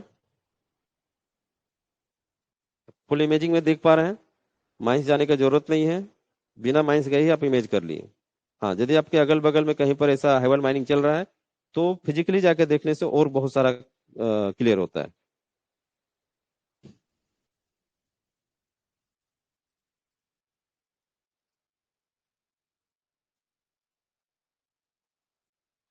ठीक है, यहाँ पर और भी कुछ बच्चे के मन में जो डाउट आ रहा है उसको हम आगे के नोट में क्लियर कर दे रहे हैं। कुछ भी मन में जो क्वेश्चन क्रिएट हो रहा है ना, आगे क्लियर है। ये देखिए, इसका एक सेक्शन व्यू दिखा रहा है, वो तो ये जो पहले वाला जो व्यू था ना वो फ्रंट व्यू था, फ्रंट व्यू था, यहाँ पर आपको एक सेक्शन व्यू दिख रहा है, सेक्शन व्यू ना, वर्टिकल व्यू, वर्टिकल व्यू देख रहा है। ये जो मशीन है देखिए बाहर में है, ये हाईवाल माइनर होगी, हाईवाल माइनर।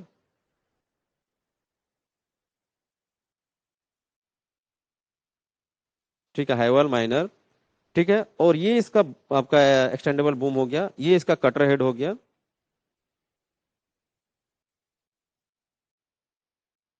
ठीक है, ये हो गया ओवरबर्डन, और ये हो गया कोल्ड सिम, ये हो गया कोल्ड सिम, देख पा रहे हैं ना, कोल्ड सिम,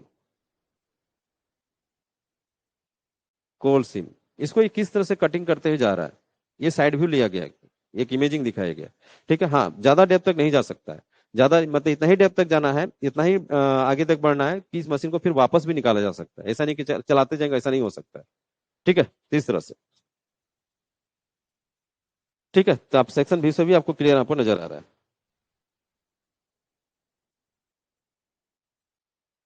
हाँ बोलिए, बोलिए क्या डाउट है। सर ये बोल रहे हैं कि आखिर इसका कुछ डिस्टेंस होगा ना, कि वो कितना दूर तक पोल कटिंग कर सकता है।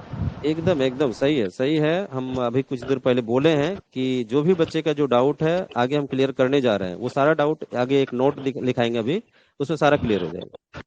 ठीक है सर।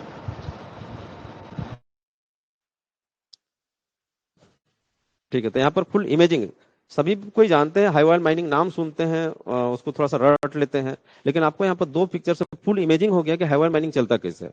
ठीक है, सबसे मेन इसमें इंपॉर्टेंट रोल निभाता है ये मशीन, इस मशीन का नाम है हाईवाल माइनर, और इसका एक्सटेंडेबल ये आपका जो बूम है और कटर हेड है, ये बहुत इंपॉर्टेंट है। ठीक है, तो इसी से हम लोग हाईवाल माइनिंग करते हैं। अंदर इस गैलरी में कोई नहीं जाता है। ठीक है, हम अभी इससे पहले बोले कि गैलरी में कोई नहीं जाएगा। ठीक है, ना ही इसको सपोर्ट करने की जरूरत है, ना ही वेंटिलेशन करने की जरूरत है, आपको सिर्फ पार्शियल कोयला, कुछ मात्रा में कोयला निकाला जाता है। आप इससे पहले जो व्यू देखें, फ्रंट व्यू, उसमें देखें कि एक गैलरी से दूसरे गैलरी के बीच में पिलर भी छोड़ा जा रहा है, जिसको वेब पिलर कहते हैं। उस तरह से उसके लिए एक आपको बोल सकते हैं कि स्टडी करना होगा, एक प्लान तैयार करना होगा कि कितना पिलर छोड़ा जाएगा, उसका लोड वगैरह कैपेसिटी, जो ऊपर का जो लोड है, ये जो लोड है उसको आपको कैलकुलेट करना होगा, और उसके बेसिस पर आपको पिलर का साइज डिजाइन करना होगा। ठीक है, ऐसा नहीं कि पिलर बहुत छोटा छोड़ दिए तो आपका कोलैप्स कर गया, वैसा नहीं। ठीक है, पिलर का साइज प्रॉपर होना चाहिए लोड के अकॉर्डिंग। ठीक है, चलिए आगे एक नोट लिखा रहे हैं, ये मशीन हो गया पूरा फुल मशीन।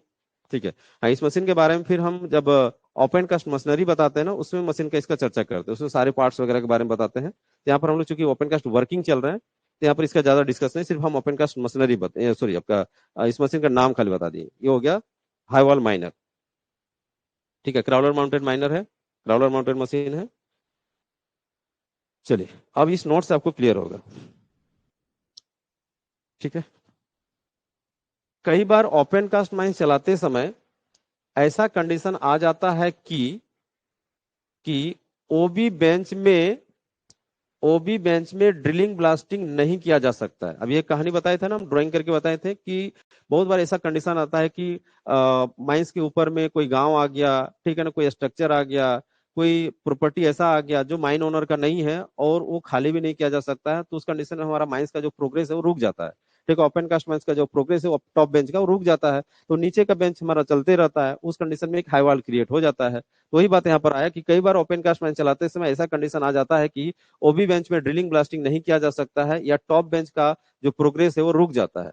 टॉप बेंच का जो प्रोग्रेस रुक जाता है, इस कारण वहां बहुत सारी कोल छूट जाने की संभावना रहती है, बहुत सारा कोयला वहां पर छूट जाने की संभावना रहती है। ऐसा सिचुएशन में क्या किया जाता है कि ऐसे सिचुएशन में उस कोल को लेने के लिए उस कोल को लेने के लिए सीम में, यानी कोल सीम में कोल सिम में बहुत सारी अनकनेक्टेड गैलरी को चलाकर कंटिन्यूअस हाईवाल माइनर, ठीक है, इसका पूरा नाम हो गया कंटिन्यूअस हाईवाल माइनर, मशीन का नाम है, वही मशीन जो अभी कोयला काटने का काम कर रही है, कंटिन्यूअस हाईवाल माइनर की मदद से पार्शियल कोल, ठीक है, एक होता है कंप्लीट कोल, एक होगा यदि हम कुछ मात्रा में मतलब सारा कोयला नहीं ले पा रहे हैं तो उसी को बोल रहे हैं पार्शियल कोल को निकाला जा सकता है। इसी टेक्निक को हाईवाल माइनिंग के नाम से जानते हैं।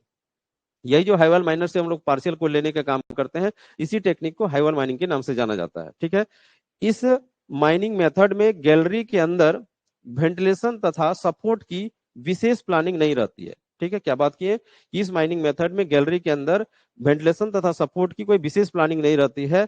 साथ ही कोई भी व्यक्ति इस गैलरी में इंटर नहीं करते हैं। ठीक है, इस गैलरी में कोई भी इंटर नहीं करे, कोई भी व्यक्ति अंदर नहीं जाएगा। ठीक है, कोई भी व्यक्ति इंटर नहीं करते हैं। हाईवाल माइनर बाहर में रहते हुए cutter head and stacker conveyor, stack वो जो बूम में ना स्टेकर कन्वेयर लगा रहता है।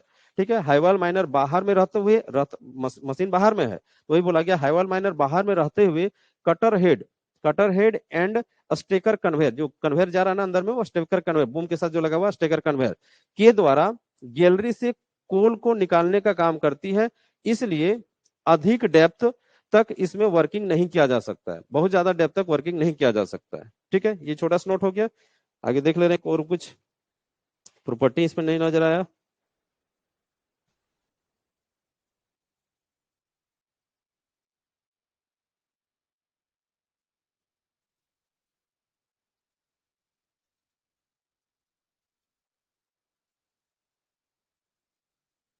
देखते हैं प्रॉपर्टी कहीं पर होगा तो इतना नोट कीजिए। ठीक है, जानकारी एक जो हम अभी समझाने का काम किया वही रिटर्न में आपको लिखा दिए। इसका कंडीशन देख लेते हैं कि कितना डेप्थ वगैरह जा सकता है, वो देखते हैं यदि कहीं पर डाटा दिया हुआ है तो।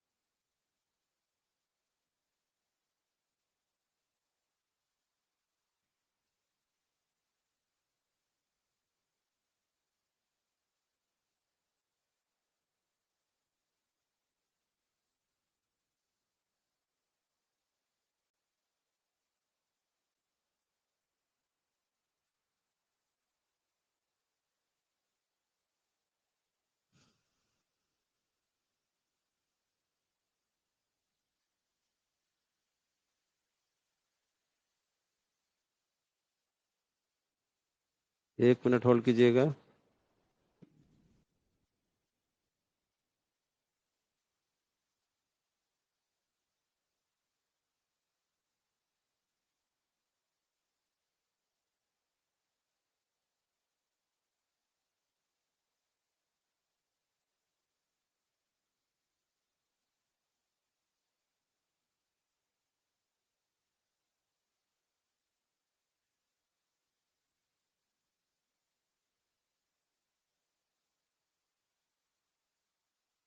डाटा था।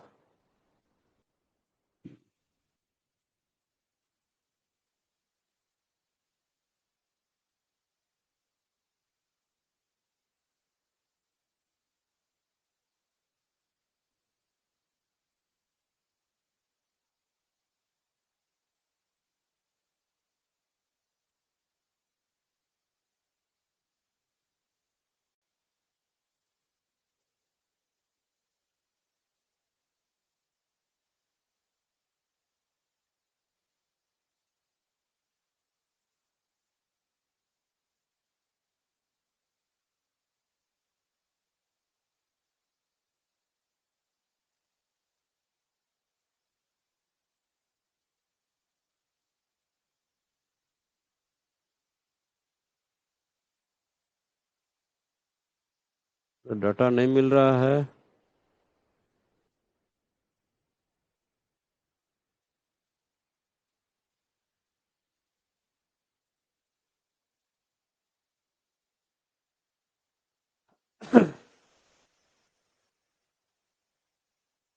चलिए ठीक है, इतना नोट कीजिए, उसे देखते हैं कहीं पर मिलेगा तो।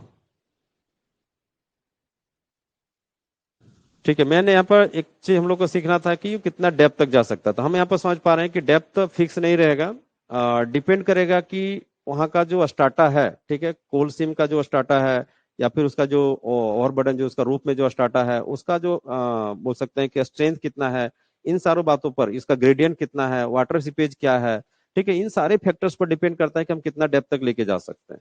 ठीक है, तो अलग अलग कंडीशन में अलग अलग माइंस में वेरी करेगा। तो फिर भी हम नेक्स्ट देखते हैं, नेक्स्ट क्लास में यदि कोई डाटा मिलता है, एवरेज डाटा कि कितना डेप्थ तक जाया जा सकता है, तो उसको हम लिखा देंगे। तो यहाँ पर आपका इस हाइवल माइनिंग के जो नोट्स था, आपको इतना ही यहाँ पर जानकारी दिया जा रहा है। ठीक है, क्या यहाँ पर बताएं कि कई बार ओपन कास्ट माइन चलाते समय ऐसा कंडीशन आ जाता है कि ओबी बेंच में ड्रिलिंग ब्लास्टिंग नहीं किया जा सकता है, या टॉप बेंच का प्रोग्रेस रुक जाता है। इस कारण वहां बहुत सारी कोयला छूट जाने की संभावना रहती है। ऐसी सिचुएशन में उस कोयले को लेने के लिए कोल सीम में बहुत सारी अनकनेक्टेड गैलरी, ये बोलना बहुत जरूरी है, अनकनेक्टेड गैलरी, क्योंकि कोई गैलरी एक दूसरे से कनेक्ट नहीं रहता, सारा अनकनेक्टेड है, को चलाकर कंटिन्यूअस हाईवाल माइनर, ये मशीन इंपॉर्टेंट है, कंटिन्यूअस हाईवाल माइनर। ठीक है, इसकी मदद से पार्शियल कोल को निकाला जा सकता है। इसी टेक्निक को हाईवाल माइनिंग के नाम से जानते हैं। ठीक है, इस माइनिंग मेथड में गैलरी के अंदर वेंटिलेशन तथा सपोर्ट की कोई विशेष प्लानिंग नहीं रहती है, साथ ही कोई भी व्यक्ति इस गैलरी में एंटर नहीं करता है। हाईवाल माइनर बाहर में रहते हुए cutter head and stacker conveyor के द्वारा गैलरी से कोल्स को निकालने का काम करती है, इसलिए अधिक डेप्थ तक इसमें वर्किंग नहीं किया जा सकता है। ठीक है, अधिक डेप्थ तक हम नहीं ले जा सकते हैं, जितना उस माइंस पर डिपेंड करेगा कि वहां का जो वाटर सीपेज का क्या कंडीशन है, ग्रेडियंट कितना है, कोल सिम का बोल सकते हैं हार्डनेस वगैरह कितना है, ठीक है, वहां का जो रूफ का कंडीशन क्या रहेगा, पिलर का स्ट्रेंथ क्या है, इन सारे बातों पर डिपेंड करेगा कि कितना नीचे ले जा सकते हैं। अधिकतम जैसे इमेज कर पा रहे हैं, तुमको लग रहा है कि वही 300 मीटर के अप्रोक्स, जिसे हम याद आ रहा है अभी, 300 मीटर के अप्रोक्स तक हम लोग लेके जा सकते हैं। ठीक है, 300 मीटर अप्रोक्स, आगे पीछे हो सकता है।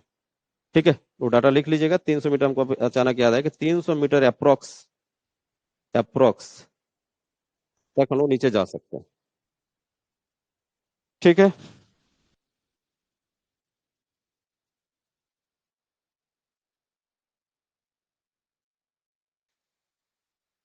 पंकज कुमार। 250 मीटर से कहीं पड़े अढ़ाई थे। सौ मीटर था, चलिए ठीक है, इसलिए हमको कंफर्म पूरा नहीं बोल रहा है, इसलिए अप्रोक्स हम बोले। तो यस 300 मीटर के अप्रोक्स में आगे पीछे हो सकता है, इसलिए तुम बोले। Yes, thank you sir. किसमें लिखाए थे, किसी में लिखाए थे क्या? नहीं सर, हम पढ़े थे। अच्छा, पढ़े थे। गवर्नमेंट हैंडबुक है ना सर, हाँ। में शायद दिया हुआ था कि कहीं पढ़े थे 250 मीटर है।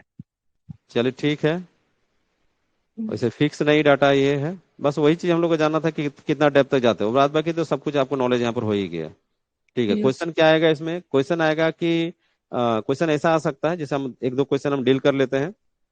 जैसे क्वेश्चन आएगा कि हाईवाल माइनिंग मेथड किस टाइप की माइनिंग मेथड है, ऑप्शन रहेगा अंडरग्राउंड माइनिंग मेथड है, दूसरा रहेगा ओपन कास्ट माइनिंग मेथड है, तीसरा रहेगा बोथ ए एंड बी, या चौथा रहेगा नॉन ऑफ दीज।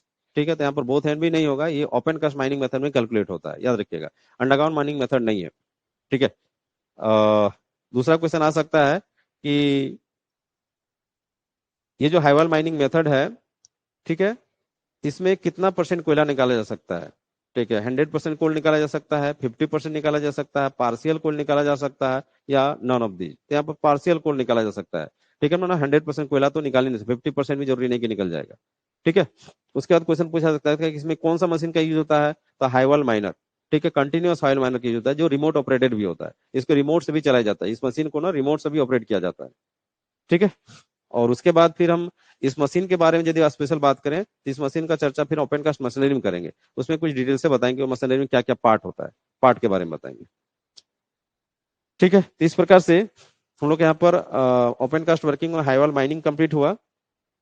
ठीक है, अब हम देख पा रहे हैं कि इस ओपन कास्ट वर्किंग में दो मुख्य टॉपिक बचा हुआ है। एक स्ट्रिपिंग रेशियो, जो बहुत ही इंपॉर्टेंट है आपके एग्जाम के लिए, उसमें कैलकुलेशन भी आता है। और दूसरा बचा हुआ है रिक्लेमेशन। ठीक है ना, दूसरा बचा हुआ है रिक्लेमेशन, ये भी बहुत इंपॉर्टेंट है, यहाँ से भी क्वेश्चन आता है। तो ये दोनों जो मेन मेन टॉपिक बचा हुआ है, इसको नेक्स्ट क्लास में डिस्कस करेंगे। ठीक है, नेक्स्ट क्लास में इसको लिखाएंगे, कुछ कुछ न्यूमेरिकल भी उसमें बताएंगे। ठीक है ना, तो आज के क्लास को हम यहीं पर स्टॉप करते हैं। आज के क्लास से रिलेटेड यदि कोई डाउट है तो पूछ सकते हैं।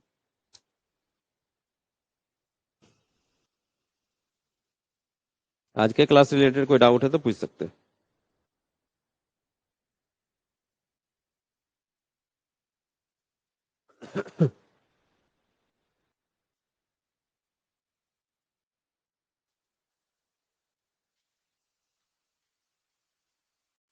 तीर्थराज, तीर्थराज, प्रणाम सर। प्रणाम, बोलिए बोलिए बोलिए, सर क्या बोल डाउट रहे है। हाई वाल माइनर से सर कोल निकालने का बाद जो सर फेस होगा तो सर उसको हम कैबिंग के लिए छोड़ देंगे कि सर स्टोइंग करना पड़ेगा उसमें। बहुत अच्छा क्वेश्चन पूछे आप। ठीक है, ना ही उसको केविंग किया जाएगा और ना ही स्टोइंग। केविंग कब होता है, जब हम पिलर को काटेंगे तब ना केविंग होगा। ठीक है, याद रखिए, आप केविंग और स्टोइंग कब जी चलाते सर। हैं, डिप्लेयरिंग के समय ना। केविंग या स्टोइंग जो होती है डिप्लेयरिंग के समय जी होती है। तो सर। इसमें तो हम लोग खाली डेवलपमेंट करके छोड़ दें, डिप्लेयरिंग तो करेंगे ही नहीं। सिर्फ हम पार्शियल कोयला निकाल के उसी तरह छोड़ देते हैं, उसमें कुछ भी नहीं डालते हैं, उसका पिलर को काटना ही नहीं है। ठीक है, अभी जो इमेज करवाए थे अभी आपको, ये जो देखिए, ये सब जो आपका पिलर है ना, देखिए यहाँ पर, ये गैलरी हो गया, ये गैलरी हो गया, ये गैलरी हो गया, गैलरी हो गया, बीच बीच में तो पिलर छोड़ रहे हैं। ये पिलर हो गया, पिलर हो गया, ये डेवलपमेंट है। ये डेवलपमेंट है, डिप्लेयरिंग नहीं कर रहे हैं। डिप्लेयरिंग जब करेंगे तब ना स्टोइंग या कैबिंग, तो हम डिप्लेयरिंग करेंगे ही नहीं। इसी तरह से पार्शियल कोयला निकाल के इसी तरह छूट जाएगा और इसमें कुछ भी नहीं किया जाएगा, तो ना ही ये कैबिंग होगा ना ही स्टोइंग होगा। ठीक है, क्लियर तीर्थराज।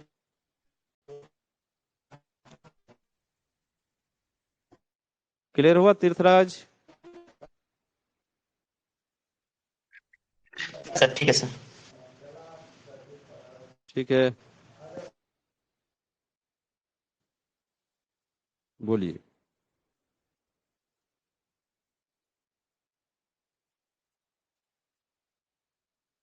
बोलिए, पूजा उपाध्याय बोलिए।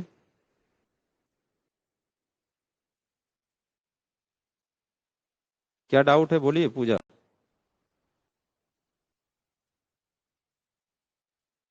साउंड में दिक्कत हो रहा है क्या, वॉइस मेरी जा रही है सब तक।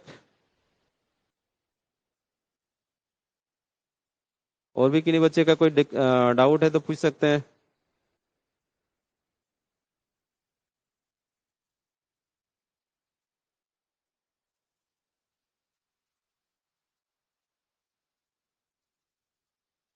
किन्हीं का कोई साउंड नहीं आ रहा है तो क्लियर कीजिए।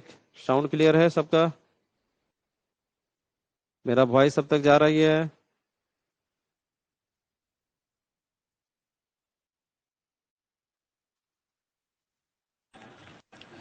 Yes sir. चलिए ठीक है, आवाज जा रही है ना, ठीक है। ठीक है, और किन्हीं का कोई डाउट है तो पूछ सकते हैं। और किन्हीं का कोई डाउट है तो पूछ सकते हैं। चलिए ठीक है, कोई डाउट नहीं है। ठीक है, तो आज का क्लास को यहीं ओवर करते हैं। नेक्स्ट क्लास में हम लोग डिस्कस करेंगे मेन दो पॉइंट, क्या क्या बोले, स्ट्रिपिंग रेशियो और रिक्लेमेशन। ठीक है। ठीक है, आज का क्लास को यहीं ओवर कर रहे हैं।